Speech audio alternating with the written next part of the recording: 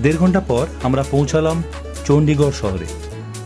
The city of beauty এই শহরে ডাকনাম। কার্যতই পরিষ্কার পরিচ্ছন্ন ওয়েল প্ল্যান্ড এই শহর।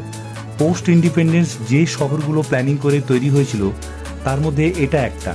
সুইস ফ্রেঞ্চ স্থপতি লা কর্বুসিয়ের এই শহরের মাস্টার প্ল্যান ডিজাইন করেন। বর্তমানে ইউনিয়ন টেরিটরি অন্তর্গত এই শহর দুটি রাজ্যের ক্যাপিটাল হিসেবে কাজ করছে, পাঞ্জাব এবং হরিয়ানা।